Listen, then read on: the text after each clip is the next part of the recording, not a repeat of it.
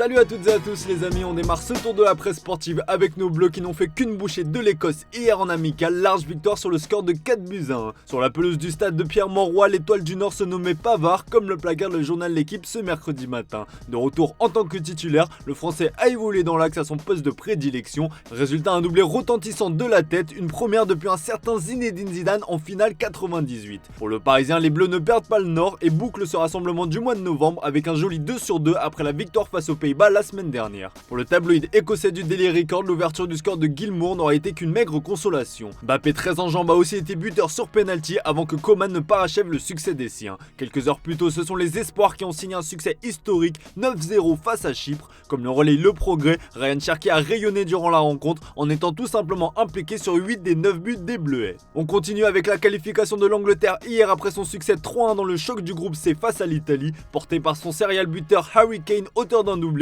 les Three Lions seront au rendez-vous en Allemagne pour l'Euro 2024.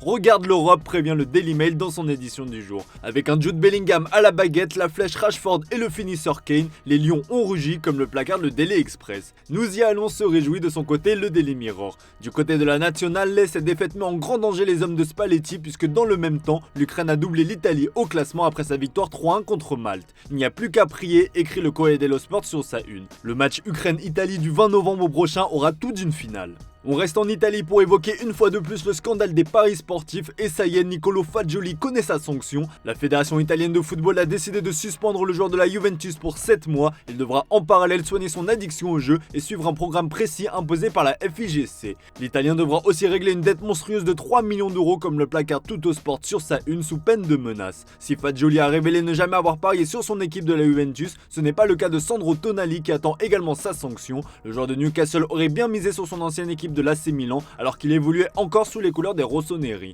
Comme le relaye la Gazzetta dello Sport dans son encart, le joueur a été entendu pendant 3 heures par le procureur chargé de l'enquête. Il risque une sanction d'1 an. Décidément, le football italien traverse des heures sombres. Allez, on ouvre notre page Mercato direction l'Espagne. Le journal AS révèle le plan spécial concocté par le Real Madrid pour Arda Güler. De retour de blessure, le Turc travaille désormais avec le groupe, mais il va devoir patienter avant de jouer son premier match officiel sous le maillot madrilène. Le journal espagnol explique que le staff technique lui a préparé une mini pré-saison combinant travail seul et en groupe pour qu'il reprenne le rythme de la compétition. Le joueur de 18 ans va enfin pouvoir démarrer son aventure madrilène alors que dans le même temps, la direction explore la possibilité de rapatrier Takefusa Kubo comme l'explique le Mundo Deportivo dans ses pages intérieures. Le Real Madrid n'aura qu'à débourser seulement 30 millions d'euros, soit la moitié de sa clause libératoire pour s'offrir le japonais qui casse tout cette saison avec la Real Sociedad. Pour être bien complet sur l'actu de la Casablanca, la presse espagnole donne des nouvelles de Karim Benzema. Quelques jours après avoir annoncé son soutien à la population palestinienne durant le conflit israélo-palestinien, le Français a violemment été pris pour cible par Gérard Darmanin. Des propos qui choquent la presse espagnole comme le relaye le journal AS ou encore le Mundo Deportivo dans ses pages d'intérieur.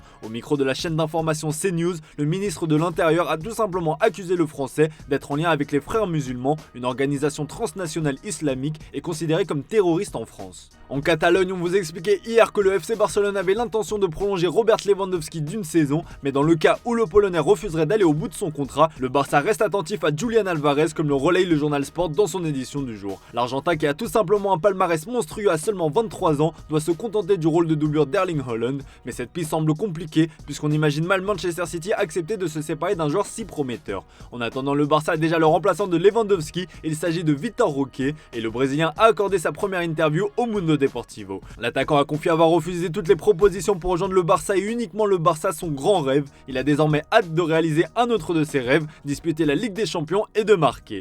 Pour être bien complet, le journal Sport révèle dans ses pages intérieures que le vestiaire est choqué par l'affaire Nacho. Expulsé après un tacle très dangereux face à Gérone, le capitaine du Real Madrid a vu sa suspension réduite de 3 à 2 matchs. L'Espagnol sera donc bien présent pour le Classico et en Catalogne, cette décision est considérée comme un véritable scandale. Bref, comme bien souvent entre ces deux équipes, l'arbitrage se retrouve au cœur des débats. Allez, on termine ce tour de la presse sportive au Portugal avec des révélations d'André Di Maria sur sa fin de carrière. Le journal Record reprend des déclarations de l'Argentin qui a accordé une interview à la radio Urbana Play. L'intéressé répond notamment à la sortie du directeur sportif de Rosario Central qui a confié travailler sur son retour. On rappelle qu'Elfidio n'a signé qu'un contrat d'1 an avec Benfica. À 35 ans, Di Maria ne se ferme aucune porte. Un retour dans son club formateur pour y finir sa carrière est clairement une possibilité. Elfidio a aussi fait le point sur son avenir international et comme vous pouvez le voir dans les pages d'intérieur, ce dernier a été clair. Il tirera sa révérence à l'issue de la Copa América 2024. On parle de l'Argentine mais aussi du Brésil avec une terrible nouvelle pour Neymar. Au-delà de la défaite 2-0 hier face à l'Uruguay, la soirée a surtout été marquée par la sortie sur blessure du numéro 10 brésilien, comme le relais Odia ou encore Extra.